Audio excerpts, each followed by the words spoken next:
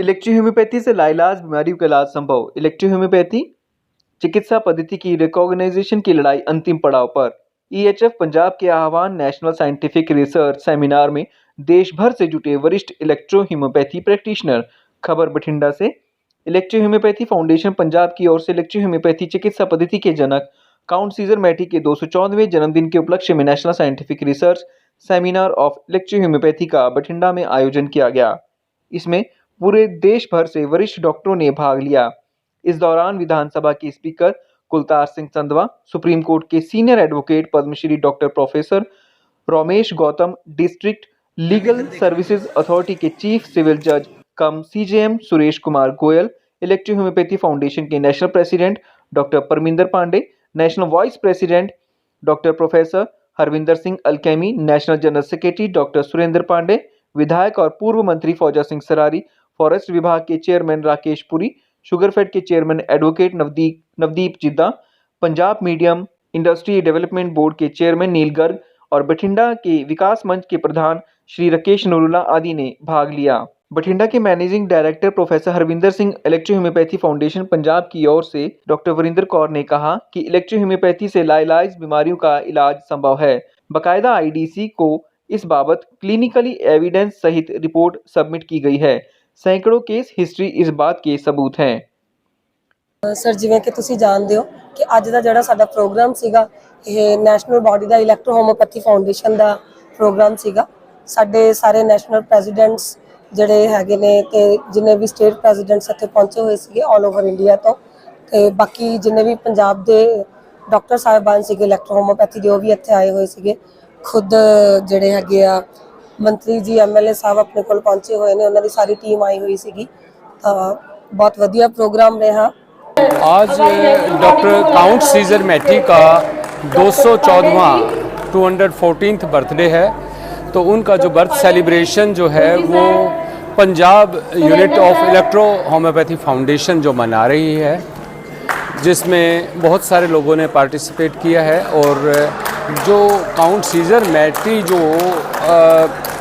Electro homeopathy foundation जो उनका आज बर्थडे मना रही है, इसमें हम इस चीज़ पर डिबेट कर रहे हैं, डेलिब्रेशंस कर रहे हैं कि इलेक्ट्रो होम्योपैथी जो है वो बिना किसी साइड इफ़ेक्ट की safest method of system of medicine है। और इस सिस्टम ऑफ मेडिसिन को गवर्नमेंट को रिकॉग्नाइज़ करना चाहिए ताकि पीपल एट लार्ज इससे बेनिफिट हो सकें, लोगों को इसका फ़ायदा मिल सके। क्योंकि जैसे राजस्थान गवर्नमेंट ने इसको रिकॉग्नाइज़ कर दिया है, जब राजस्थान गवर्नमेंट ने रिकॉग्नाइज़ किया तो सारे टेस्ट वगैरह करने की तो रिकॉग्नाइज़ किया है ना। तो जब टेस्ट करके रिकॉग्नाइज़ किया है, it is a scientific based system of medicine. आपके पास एलोपैथी का सिस्टम है, आयुर्वेदिक का है, यूनानी का है, होम्योपैथी का है। ये इलेक्ट्रो होम्योपैथी होम्योपैथी से डिफरेंट है, क्योंकि होम्योपैथी का भी साइड इफ़ेक्ट हो जाता है। और इस सिस्टम में बहुत सारी बीमारियां, ऐसी बीमारियां जिनका एलोपैथी में, होम्योपैथी में और यूनानी में कोई ट्रीटमेंट नहीं है, वो बीमारियां इलेक्ट्रो होम्योपैथी से ठीक होती देखी गई हैं। मैं इस एसोसिएशन से काफ़ी साल से अब जुड़ा हूँ, तो मुझे इनके बारे में रिपोर्ट्स आती रहती हैं और ये मुझे पता है कि ये एक इतना सेफ़ सिस्टम ऑफ मेडिसिन है कि इससे सेफेस्ट मेडिसिन का सिस्टम कोई दूसरा है ही नहीं।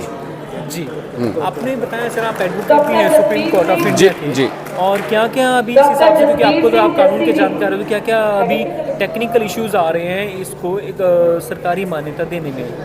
इसमें टेक्निकल इश्यूज़ कोई है नहीं ऐसे जिसमें कोई दिक्कत आ रही हो, क्योंकि जो टेक्निकल इश्यूज़ जो अगर कोई राइज होता है उसका जवाब हमारे पास, हमारी इलेक्ट्रो होम्योपैथी फाउंडेशन के पास है।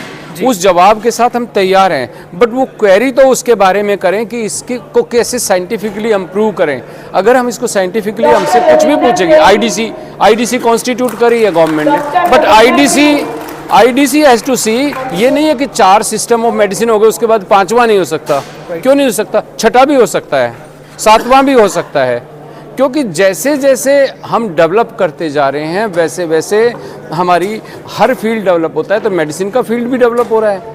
लेकिन मुश्किल इसमें सिर्फ एक ही आ रही है कि जो मेरी नज़र में लीगल पॉइंट ऑफ व्यू से जो मैं देखता हूँ, मुश्किल ये आ रही है कि जो 4 सिस्टम रिकॉग्नाइज सिस्टम है मेडिसिन के, एलोपैथ है, होम्योपैथ है, यूनानी है और आयुर्वेद है, वो 5वें सिस्टम को आने नहीं देना चाह रहे हैं।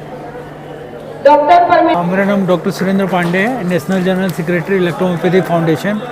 आज का जो प्रोग्राम है वो 214 बर्थडे सेलिब्रेशन है माइटी साहब का, जो इन्वेंटर थे इलेक्ट्रोहोम्योपैथी के। तो देखिए आज का जो प्रोग्राम है ये नेशनल वाइज प्रोग्राम है और अप्रॉक्सीमेटली 14 स्टेट से लोग आए हुए हैं यहाँ पे इस प्रोग्राम में। आज का जो प्रोग्राम है एक खास इसलिए होने जा रहा है कि हमने एक तो जो आईडीसी ने अभी MOM सबमिट किया हुआ है उसका हम लोगों ने कंक्लूजन यहाँ पे दिया है कि गवर्नमेंट का सिनेरियो क्या है, गवर्नमेंट क्या करना चाहती है, रिकॉग्नाइज कब करेगी या करंट सिचुएशन क्या है इलेक्ट्रोहोम्योपैथी का, इससे रिलेटेड बात किया है। दूसरा एक और है जो हमने एक बुक लॉन्च किया है, text book of materia medica electrohomoeopathy. ये अपने टाइप की पहली बुक है जिसमें हम लोग बता रहे हैं कि कोई प्लांट्स रहता है वो काम कैसे कर रहा है, कोई प्लांट्स है वो काम कैसे करता है, उसके अंदर क्या है और काम कैसे कर रहा है, किसी डिजीज पे उसका प्रोटोकॉल दे रहे हैं। तीसरा, उस बुक में हमने जो गवर्नमेंट की क्राइटेरिया थी, इसेंशियल क्राइटेरिया, उस हिसाब से हमने उस बुक को तैयार किया हुआ है। हमने वो सारे क्राइटेरिया तैयार किए हैं जो एक ऑथेंटिक बुक होनी चाहिए। एक बात और है, वो बुक में ये शायद कुछ ही बुक रेयर बुक है इलेक्ट्रोहोम्योपैथी में जिसमें ऑथेंटिकेशन है, ISBN नंबर के साथ में पब्लिश हुई है। और मोस्टली फोकस किया गया है standardization of electrohomeopathy medicine, focus किया गया है प्लांट्स ऑफ इलेक्ट्रोहोम्योपैथी मेडिसिन, जो 114 प्लांट्स हैं, how they are working, what is the pharmacology of that plants, and mostly the monogram we have cover in our book. तो ये चीज़ें हमने अभी आज के प्रोग्राम में हमने किया हुआ है। और पंजाब का जो प्रोग्राम रहता है अपने आप में एक मतलब बहुत बड़ा अचीवमेंट रहता है और एक नेक्स्ट लेवल का प्रोग्राम रहता है। पूरी इंडिया देखती है कि पंजाब में प्रोग्राम कैसा होता है और क्या लोग कर रहे हैं।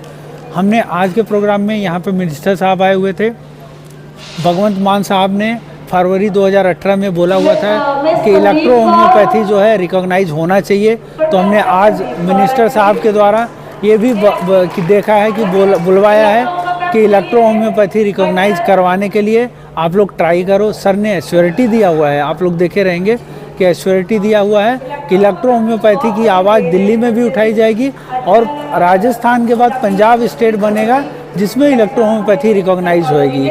और देखिए एक लास्ट बात मैं बता रहा हूँ कि बहुत ही इकोनॉमिकल है, एकदम चीप है। और लोगों को जो क्रोनिक डिजीज है या जिसमें लाइलाज बीमारियां हैं, लाइक आप कैंसर ले लीजिए, कैंसर तो छोड़ दीजिए, आप एक छोटी बीमारी ले लीजिए, स्टोन, आपके हर गली मोहल्ले में लोग मिल जाते हैं और बहुत सारे लोग परेशान रहते हैं। हमेशा डॉक्टर के पास जाओगे ऑपरेशन के लिए बोलते हैं, उसका हमारे पास बहुत ही श्योर इलाज रहता है और लोग बिना ऑपरेशन का स्टोन को, kidney stone, gall bladder stone, दोनों का इलाज बहुत अच्छा हो रहा है। तो लोगों को अवेयरनेस जो आप लोगों के माध्यम से मैं बताना चाहता हूँ, ये हार्म मतलब इसमें कोई भी साइड इफ़ेक्ट नहीं है।